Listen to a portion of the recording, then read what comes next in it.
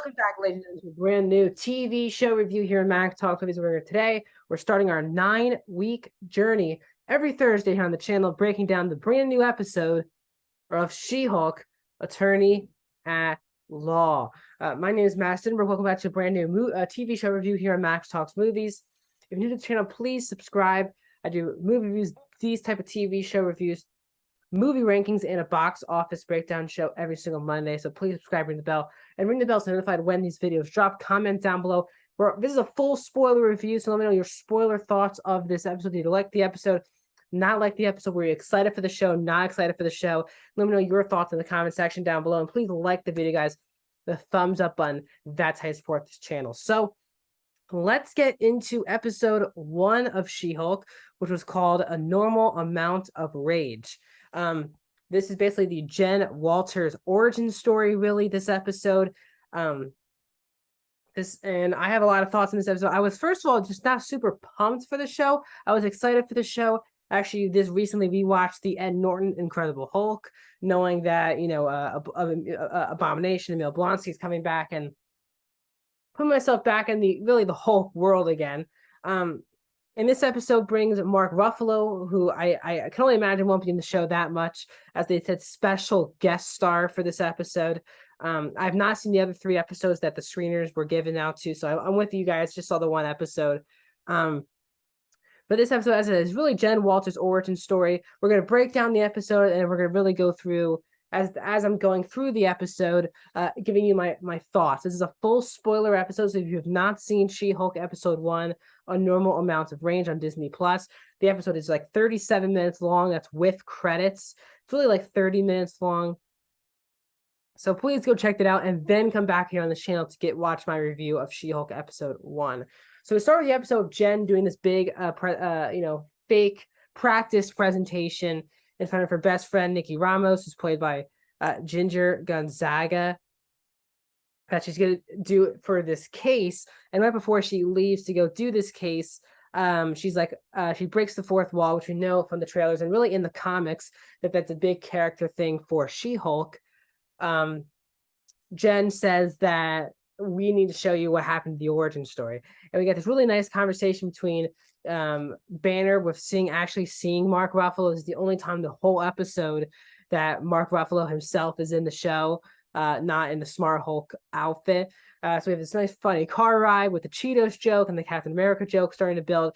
And then this Sakaar ship kind of shows up, which I found super interesting. But, you know, we saw it in a clip, so it's kind of disappointing that they didn't leave that to be a surprise in the episode. But this is how the origin story happens. They kind of crash, and Banner begins to bleed and goes into Jen's system, and that's how Jen, becomes the Hulk. Let's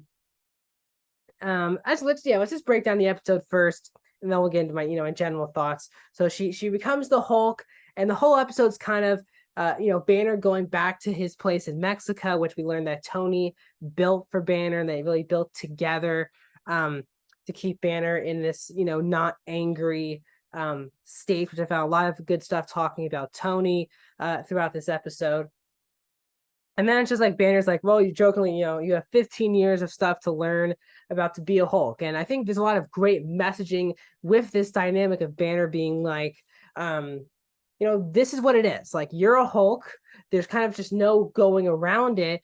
And you're going to be in situations where you're going to have to save people.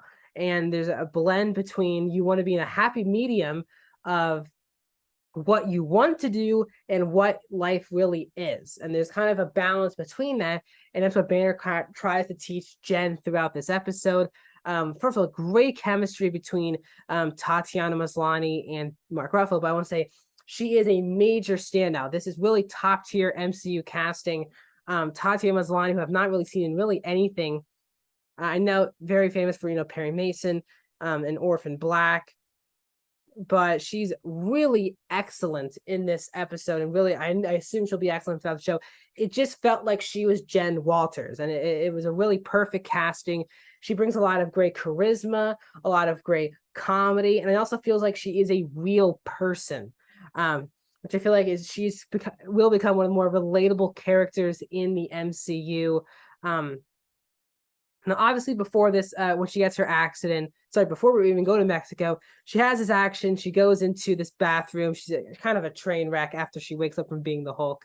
And these 4 women come out and say, "Oh, you've been abused. We'll help you out." And then she kind of walks outside, and 3 like predator men come out and like, "Oh, what are you doing?" And then she kind of turns into the Hulk to scare him away.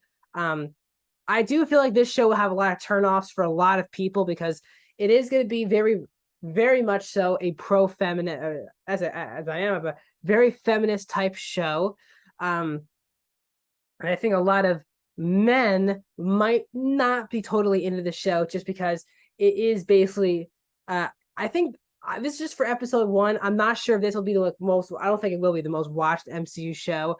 I'm just really interested to see if this is a show that women seem to really like, or men like, or even men just don't like. I'm really interested to see what the general consensus on the show is. But people who are judging it before it comes out, I just don't think that's very fair to anyone. So they have this whole training stuff throughout this whole episode, where Banner basically explains that, because my DNA got into your bloodstream, that's how you kind of became the Hulk as well. You needed a piece of Banner's DNA. So I don't think they were saying only that the Banner family itself can be the only people to turn into the Hulk, because in the comics, that obviously was not the case. So I'm interested to see if the MCU sticks by you have to be a Banner related family or related to a Bruce Banner to be able to control the gamma radiation to be a Hulk, or there's an accident where you get infused with Banner DNA, because if you remember and even if, because in the 2008 Incredible Hulk film, Emil Blonsky was a mixture of the super soldier serum and Bruce Banner's blood. And I'm really happy I rewatched that now, understanding that, because that's how he became Abomination. So I do think it's not just that people with Banner can be Hulks, but these people can be turned into other things like the Abomination, which we'll learn about, which Tim Roth will return as later in the show. So they have these great talks, and I do feel like that they're not just different because they are a man and a woman. Jen Walters and Banner I'm talking about.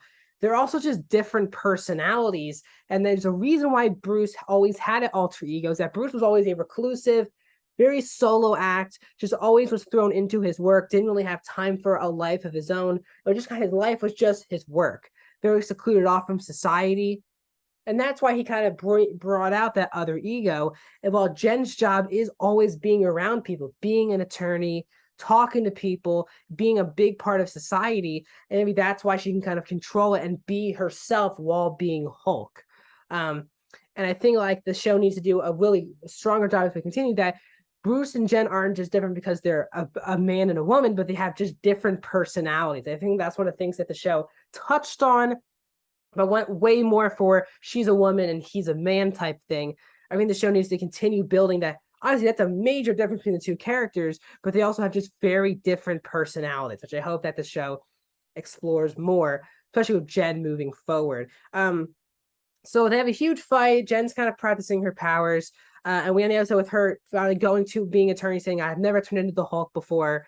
And then they have this thing where, Titania shows up, played by Jamil, and she has to turn into She-Hulk for that 2 seconds to do this. So that's the episode, and there's a post-credits with a really funny joke about Jen, the Captain America bit, how, Bruce is like, actually, he did lose his virginity back in 1943 on the USO tour, and then she has the big F-bomb drop that is bleeped out at the end. So now my really overall thoughts, I felt like this was a fine first episode. I didn't really hate it. I don't think it was a bad episode whatsoever, but it just felt so rushed. Big portions of this episode kind of felt like a cut together highlight reel, and not like a cohesive episode. It just felt very clunky. I think a big reason why is that this show's been really heavily reworked in post-production, with the head writer even coming out saying that this origin story was supposed to be in episode 8, which is so far down the road. And then they had to rework it into being episode 1. And it just felt like a clunky episode. The whole origin story of her just becoming Hulk was so rushed. And I can really say about the whole episode how she kind of and she kind of talks about at the end of the episode, she never turned into Hulk once she left Mexico. And then when one thing happens, she kind of just goes right into being She-Hulk. And it's kind of like, well, if you've never been this person in public, she was so easy. There's no contemplation. She kind of it just happened. And I feel like the show, I think people are saying, why is the show 30 minutes? A lot of the top comedy shows that are nominated for the Emmys are just one of my favorite comedies, like Barry, Only Murders in the Building, Ted Lasso. They accomplish so much, and they do it in a 30-minute where you don't feel like it's 30 minutes, and you don't feel like it's rushed. I think a lot of people crap on 30-minute TV, even though there's so much excellent 30-minute TV that doesn't feel rushed. And I feel like the MCU, in particular, this episode just felt really rushed. And I know the whole show is supposed to be like a 30-minute comedy type thing. I hope the rest of the show doesn't feel this clunky or rushed. I still enjoyed it. Tatiana Maslany is perfect as She-Hulk, Jennifer Walters. I'm excited to keep watching the show, but it just felt rushed. It was great to see Mark Ruffalo as, Bruce Banner and Smart Hulk. They really did feel like family, which I think like they really needed to nail. The show was funny. It just felt rushed. I feel like we just had to do this to do this. So clunkiness, it's rushed feeling, and just nothing felt great about this episode. It just felt good. It felt like very watchable stuff, but nothing felt special about the show, which I think Jen's a special character, but the actual story didn't feel special in itself. So that's my thoughts on the first episode, She-Hulk Attorney at Law. Didn't love it, but I thought it was a okay start to the show, but way too clunky for my good. But I still thought top tier MCU casting here with Tatiana Maslany. So that's my thoughts on the first episode. Please like, subscribe, comment. More videos soon. I'll be on this channel every single Thursday, breaking down the new episode of She-Hulk for the next 8 weeks after this. So let's do this 9-week journey together. Like the video. Upcoming videos on the channel tonight. Today, Thursday, I'll get my review of the new movie hitting theaters, Beast, as well as my box office breakdown show on Monday. And then back here next Thursday doing another breakdown on She-Hulk episode 2.